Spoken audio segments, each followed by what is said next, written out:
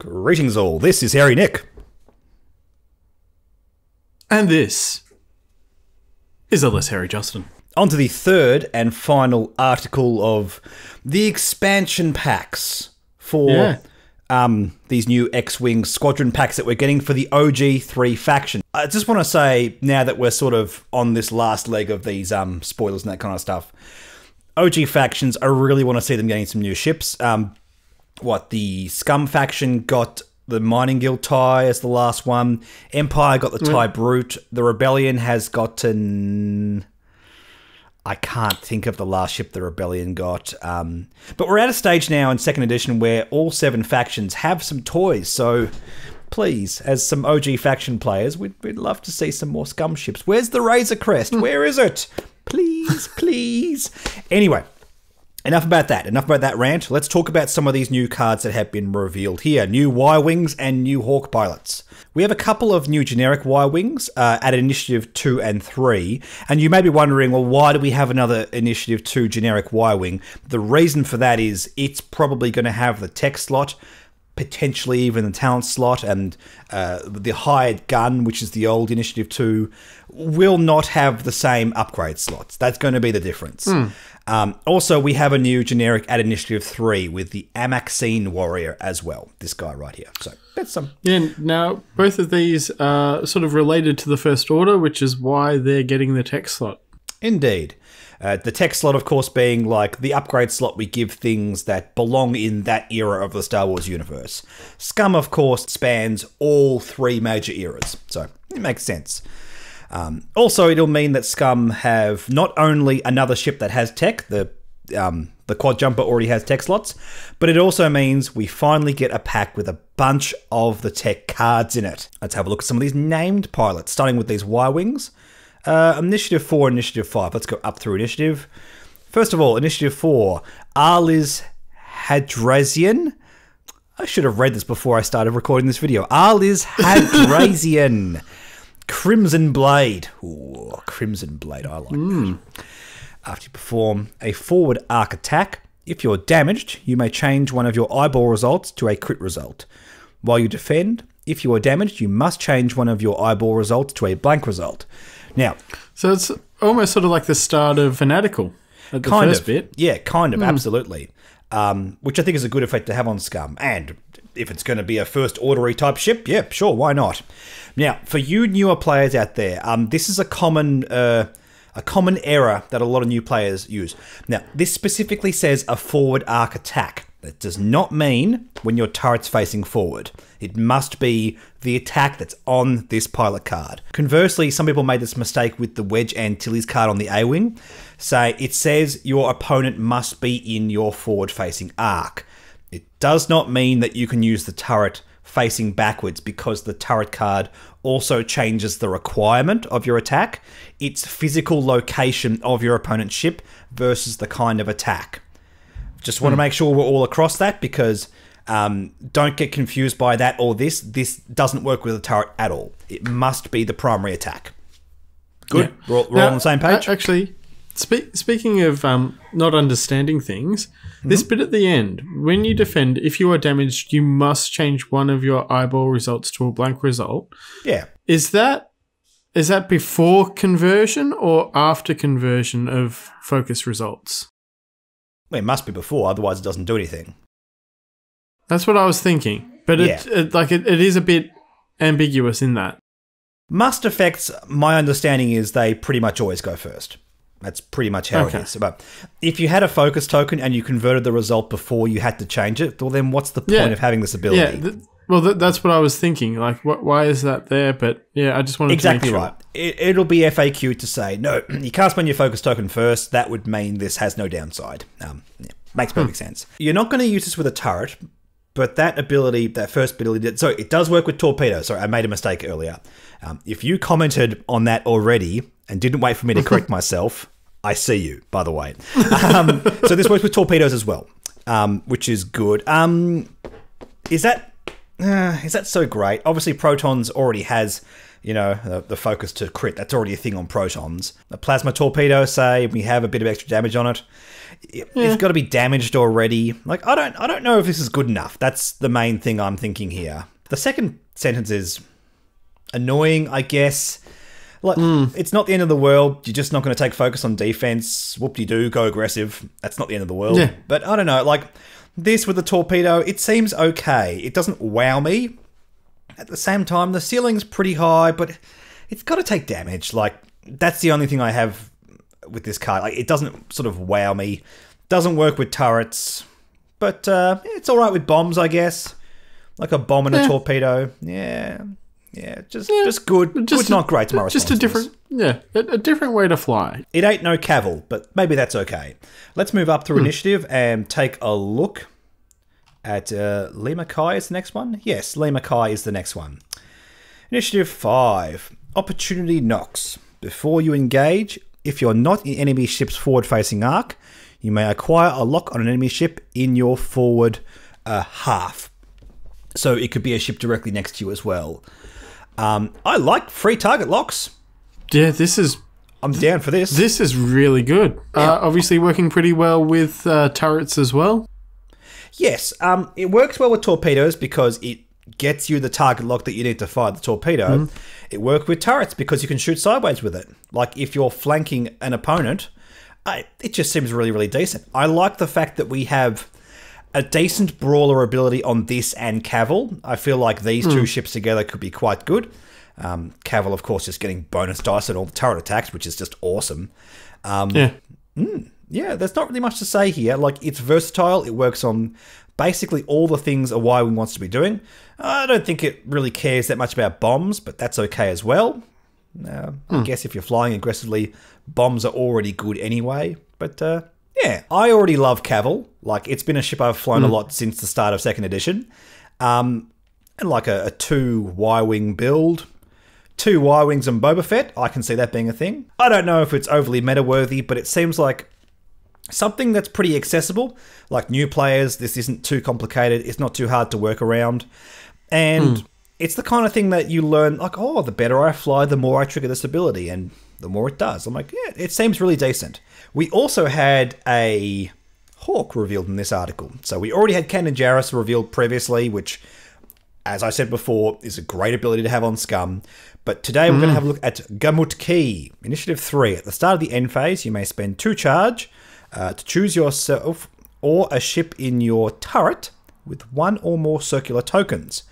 During the end phase, circular tokens are not removed from that ship. So any green tokens and orange tokens. So disarm, tractor, all that kind of stuff. Jam is actually built into the Hawk as well, which is kind of cool. So it's good. You can massively buff one of your own ships or Gamut Key. It can be basically any one of your own ships if you point the turret in the right direction. Or you can make your opponent keep like tractor tokens, which is awesome as well. Like, how relevant that's going to be, I don't know. But the fact that this can just mean, I don't know, like Fen Rao has like all the tokens he needs to defend himself. Oh, look, didn't spend them. I guess he's keeping them for the next turn. Or even a brawler, like Boba Fett keeping a focus token seems really, really relevant. Like, I gotta say, like, I'm interested in all of these Hawk pilots, and guess what? Basically all named Hawk pilots so far have seen meta play, except for the one that works with ion tokens. I forget his name. I don't know. It's the one that everyone gets really excited about every time something ion happens, and nothing ever happens. It'll be on the screen for you all to see. Dace Bonearm. Thank you, Justin. I think Kanan a little bit more than this, having the Force token and the ability, like, that you can do every single turn. It feels more consistent to me, but of course, you know, we don't see costing yet. It all seems great. I'm very interested in the Hawks moving forward. I already was. I love the ship. It's great fun. It's great fun indeed. Very scummy, very nice. By the way, I also want to say as well, similarly to the Imperial video we just did a few hours ago, I don't think any of these Scum cards necessarily push the faction super far. They don't necessarily go into an existing list that's already meta-worthy, but it gives us some cool options, and I like that. I like that a lot. Yeah, I like that these aren't obviously powerful. That's what I'll say. That's what I'll say. Let's move over to some upgrade cards. Let's start with Gamut Key this time, actually, because we have some epic cards, but I want to talk about those separately. This is another Scum crew with 2 recurring charges. At the start of the end phase, you may spend 2 charge to choose a ship at range 0 to 1 with 1 or more circular tokens. During the end phase, circular tokens are not removed from that ship. This sounds very, very familiar. So instead of being mainly because it is. That's right. Instead of being in the turret, it's any friendly ship at range 0 to 1. Again, it can still be the ship that Gamut Key is on, which is good. Like, it depends how much this costs. Like, imagine this just said the ship it's on gets that ability. That could still be awesome, like, if it's cheap enough. Yeah. So, yeah. Like it's sort of like doing a mini Moldy Hawk, a Moldy Crow. Moldy Hawk, Moldy Crow. I know what you mean, man. I know what you mean. But absolutely, absolutely. It could just be that this is 2 or 3 points, and that's amazing, and you just chuck this on Boba Fett and go to town. I don't think Gamut Key is going to be. Oh God. Points. No, I think it's just gonna. I think it's gonna be. I want to say like 6 points minimum. I think that's a good place for this to start. Yeah, I know. Just more toys for Boba Fett. I don't think that's what we want. No. He already got a new title like a couple months ago. I was happy just with like this going on Kanan. Like, that's pretty cool. And here you are talking about Boba. You and your Spike wanting to win. I know. How dare I want to win games of X-Wing? Yeah. No. Boba Fett doesn't have a crew slot anymore. Oh, yeah. FFG took it away. Now, just briefly, spoiler for like an episode in The Mandalorian that was like halfway through this current season. All right, you've all muted the video? Yeah. It's hilarious that FFG took off the crew slot the second, like, I want to say like a day before the episode where everyone gets on Slave One and helps out Boba Fett. Yeah. He literally has like 3 extra crew members in his ship, like right after FFG took his crew slot off. Yeah, but they weren't doing anything. They weren't helping. They're just passengers. They weren't crew. I think they were helping. I think they were doing some cool shenanigans. For balancing purposes, yes, I get it. And look, stuff like this coming out, yeah, I totally get it. Again, if you commented on this video before I corrected myself, I see you. It would be good on Boba Fett if. Yeah. Also, if any other fire spray pilot becomes relevant, yeah, this seems pretty decent. But anything with crew slots that can token up. Yeah, look, it's already quite good on most Hawk pilots as well, which I find kind of interesting. This on Payload Godali, who can steal tokens and then keep them, it seems pretty good. Well, so that's a bit funny. Bit cheeky. Your opponent could have a tractor and a focus. You could steal their focus and make them keep their tractor. I mean, that's a bit magical Christmas land thinky thinks, but it's still a thing you could do. Still a thing you could do. Just Scum to the core. I like some of these new cards. Don't know how meta relevant they're going to be, but I still like them a lot. Okay, let's finally get onto these epic cards. Probably the most interesting epic cards we're going to get out of these 3 packs, because like in first edition, before Scum got any epic cards, you could field Scum on Rebel and Empire squads. Now you have specific upgrade cards that allows you to field them on either Bounty Hired, which allows you to field them on Separatist, Empire, or First Order, the bad guys, if you will. And the good choice, the right choice. Sure. Or In It for the Money, which allows them to get fielded on the good guys, Republic, Rebel, or Resistance. I like the art as well, how it's Han Solo and Leia in A New Hope, and then it's Han Solo and Leia still arguing, but they're on slightly better terms. And they're going to do the smoochy smooch in a few hours, and they're all happy and everything, and that's lovely. I love the art on Bounty Paid as well, with Boba Fett and Vader looking down into the carbon pit. It's so good. It's so good. I like it a lot. So just in case any of you were looking at like Sienna Ree in our last video and thinking, well, that first sentence sucks. How can I destroy my own ships to get the stress tokens off Sienna Ree? It's very, very simple. What you do, Justin, is you get Bounty Hired, and you put some Scum ships with an Astromech slot on your faction, and then you put on R5TK. Say you get like a big explodey torpedo on one of your Y-Wings. Then you use it to fire at your Academy pilot squad. You're following? Yeah. You blow up like 2 of them at once. Sienna Ree suddenly has like strips all of these stress tokens and profit.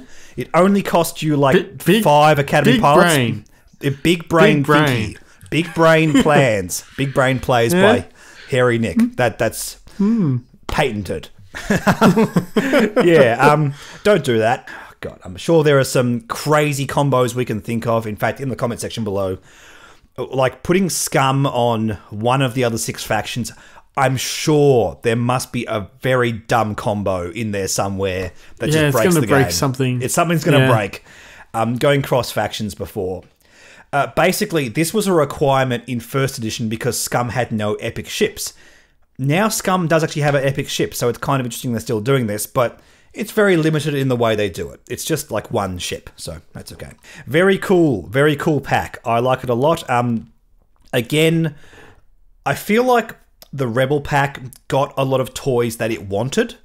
I feel like the Empire pack got a lot of things that are a bit more nebulous, a bit more like pushing the design in certain directions that isn't already established on the Empire.